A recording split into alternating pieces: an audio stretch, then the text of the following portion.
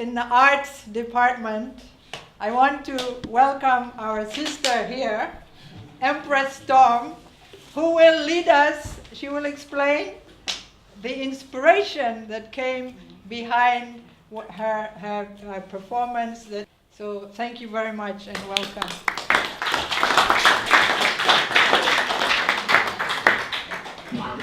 Salam, exhibit telestilling. That's as good as my Amharic gets. While my trusty engineer just does her thing, there's a quote that has always stayed with me by the emperor himself. We must stop confusing religion and spirituality. Religion is a set of rules, regulations, and rituals created by humans, which were supposed to help people spiritually. Due to human imperfection, religion has become corrupt, political, divisive, and a tool for power struggle. Spirituality is not theology or ideology. It is simply a way of life. Pure and original is given by the Most High. Spirituality is a network linking us to the Most High, the universe, and each other. Poignant.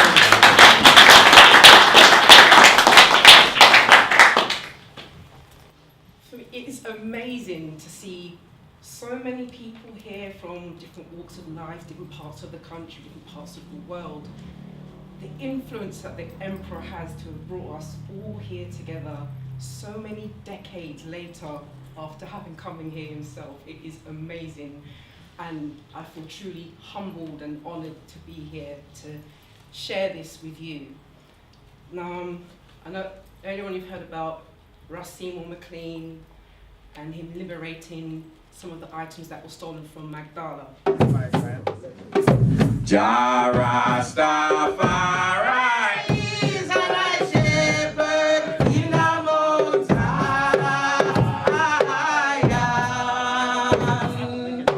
Haile Selassie, I please don't leave, never leave my heart alone. Haile Selassie, I please don't leave, never leave my heart alone. Seymour's very special to me and is a huge part of my spiritual journey. Now, I'm originally from London, Battersea, and Seymour went to William Blake Secondary School, and he went to that school with my Uncle Franklin. They were very close friends. Unfortunately, Uncle Franklin died in a car crash at a young age. I never met him. I was born long after his death.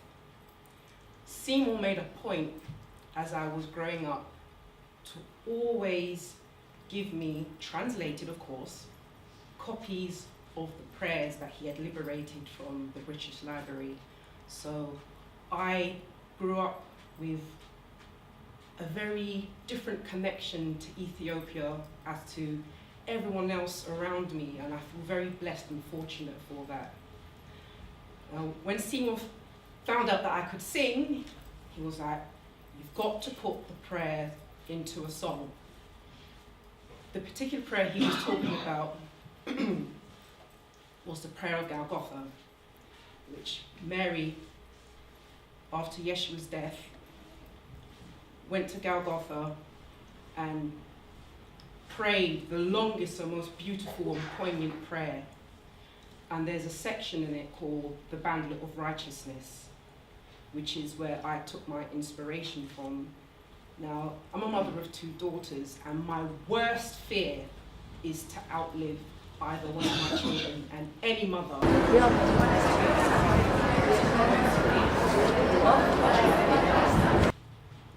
So I can identify with that pain that she was feeling and the reverence that I have for this prayer.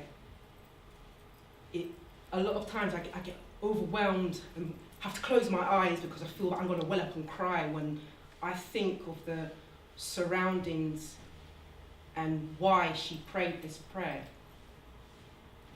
So unfortunately, before I was able to put the song into a prayer, Seymour went on to join the ancestors. So as a dying man's wish, a living man's wish, I've put part of the prayer into a song. So this is my interpretation of the Bandit of Righteousness. I hope you enjoy.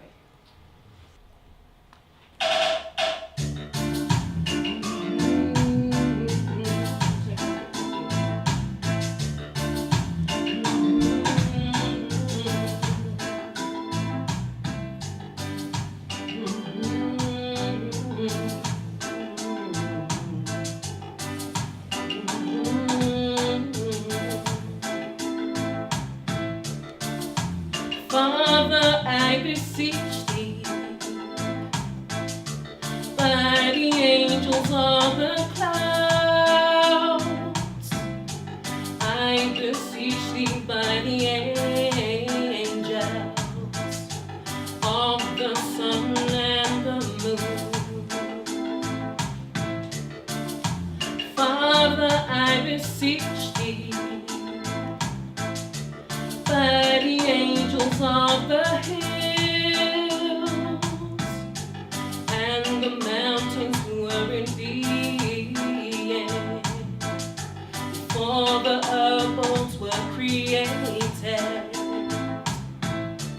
I beseech the angels of fire, I beseech thee by the heavens, which are thy throne. The heavens are thy throne. I beseech thee by the earth, thy footstool. I beseech thee by Jerusalem. I beseech thee by Mount Tabor, whereon you were transfigured. I beseech thee by Mount Zion. I beseech thee by the Mount of Olives, the door of thy kingdom. I beseech thee by John. I beseech thee by thy Holy Spirit. I beseech thee by thy holy cross. I beseech thee by the nails driven through thy hands and thy feet. I beseech thee by thy holy body and thy glorious blood. I beseech thee by thy passion and thy death and resurrection. Thank you very much.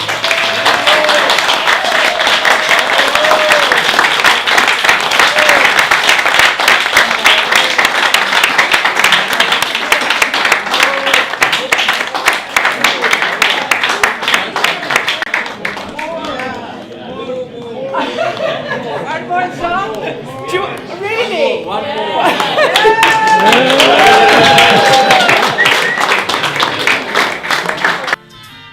Summertime, oh summertime,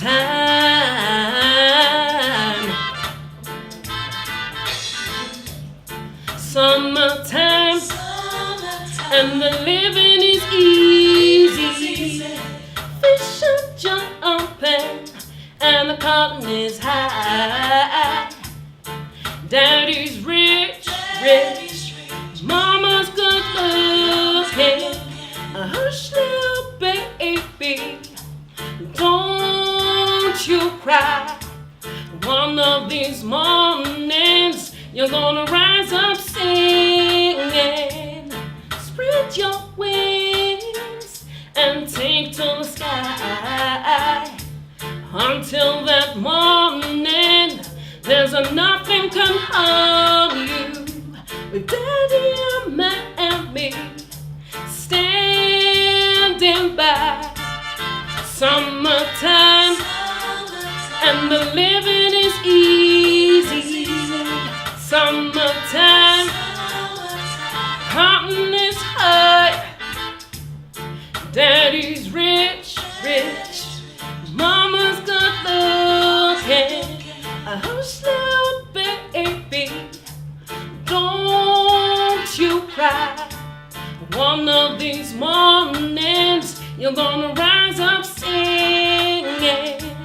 Spread your wings and take to the sky. Just imagine the sun is shining, picnic, family and friends, children all around you. Nice jump, bubbly. Summertime, and the living is easy. Fish are jumping, and the cotton is high. Daddy's rich, rich. Mama's good looking. A hush now, baby.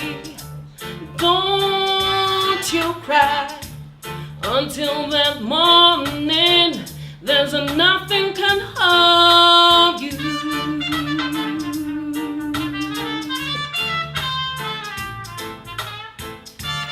Summertime, living is easy. Summertime, cotton is high. Summertime, don't you cry. Summertime, you're gonna rise up singing. Summertime, there's nothing can harm you. Summertime, and the living is easy.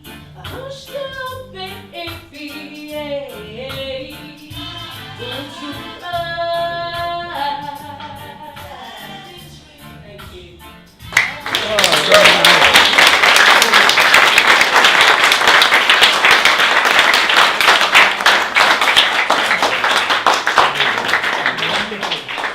That's called being taken by storm, right? Well, thank you all so very, very, very much.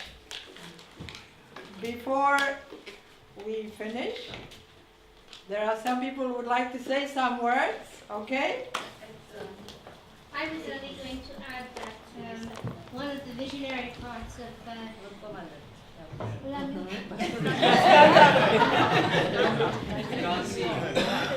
one of the visionary parts of His Majesty's work was to bring together what I always called the Nobel Prize of Africa, where he brought together artists, and others under the name of the Haile Selassie Prize Trust, which I thought was a magical period of every year, or every 3 years I think it was, when they brought together art from all over Africa, artists, and created this wonderful position of people who contributed to his idea of Pan-Africanism, I suppose, but was inspired activity, and it brought so many people together, and this was after the Organization of African Unity and other such things, but the expanding vision that he held for the arts. Thank you so much.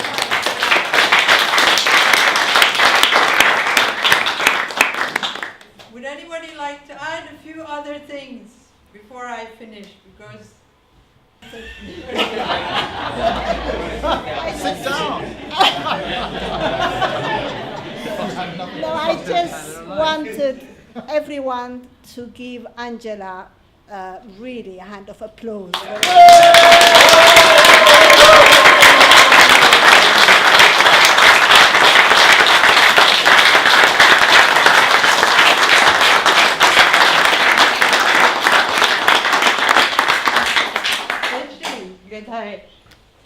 First and foremost, foremost, I would like to thank the organizers of the conference and all the presenters of the conference today. I personally learned quite a lot from the event. Although I knew a bit about my history and the emperor, there are certain things that I learned today. I never knew that the emperor went to Baz by the policy of the British government of the day. And also somebody was talking about how traditional farming was destroyed by the modern way of doing things in Ethiopia. And also the Rastafarians, the brothers and sisters here.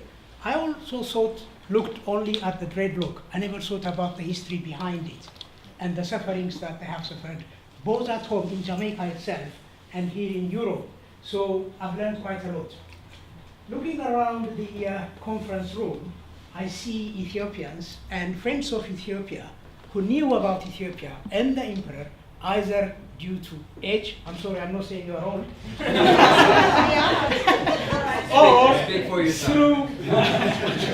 or through doing either field research or desk research. So, which means I think many of us knew a little bit, if not a little bit, some of you know better than some of us do. But there's one missing point here. History, we learn and we read to know about what has happened in the past. There are some good things that has happened, and there are some events that, you know, we should have taken as a legacy. Today, we heard about what the emperor has done to the country. Unfortunately, the young people who should have known better about what has happened in the past. As I said, they're not going to accept everything that has happened, but learning history means dropping all the bad and all the failures and then taking on board the good values, the cultural heritage, and build on them. So they never had a chance to do that. So I'm asking the conference organizers, is there any way of having a similar conference for the young generation, the young Ethiopians, either somewhere in London? You could have venues, either the community center, or you could liaise with any of the Ethiopian communities in London, the church. Is there any possibility of having such a similar event? Thank you. Thank you very much.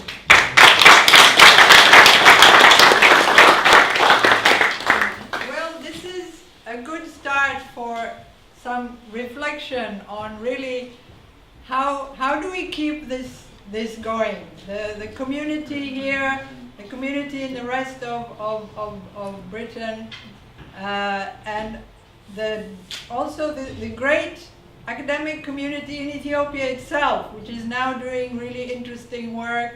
And as I said earlier, new archives are opening up and research is being done. There's, for example, even on the history of Shashamane itself and the Rastafarian community in Shashamane, there are many books beginning to come out. So yes, how do we spread this, and what can we do in our little corner here to keep this going?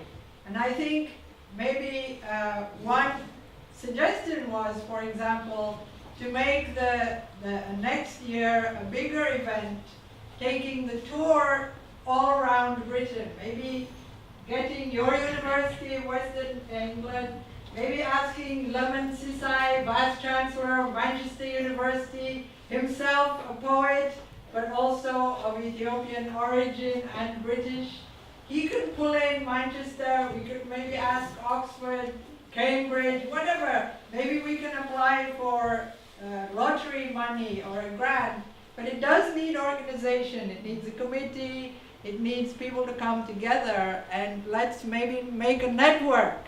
But in the meantime, let us, yes, through the Anglo-Ethiopian Society, through the Ethiopia History Society in London, and the Rastafarian community, let us build a network together and see who can talk on what, who's doing what research, and do precisely the kind of historical networking and organization that you are talking about. So maybe one way is, should we all be on a list? We're now on a list? Are we a list? Yes. We are the history list. Yes. Okay.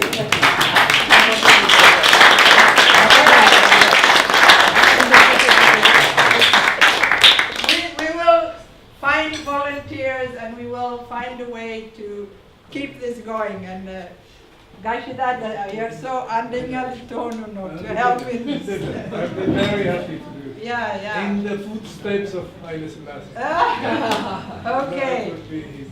So just to round up, I want to thank everybody so much because you've made it.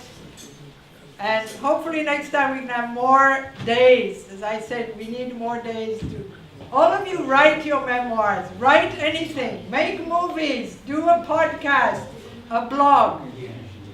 Ethiopia is also at the moment in another vital part of its history, and it's wanting more history. And everybody can contribute to that history. And I'm hoping that your participation in this little event in a little tiny town in Britain can show as a contribution to Ethiopia, how important your history is to all of us in the world, and our contribution to say, we wish you luck at this moment, and we love you, and good luck.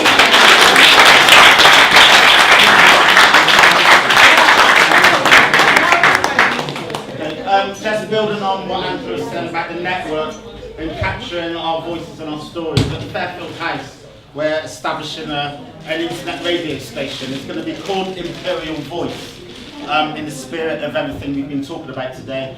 And what we want to do is share, capture all history, stories, make them podcastable. So it's a resource of everything that we've been talking about today and more. So that's going to be launching in the new year. So please,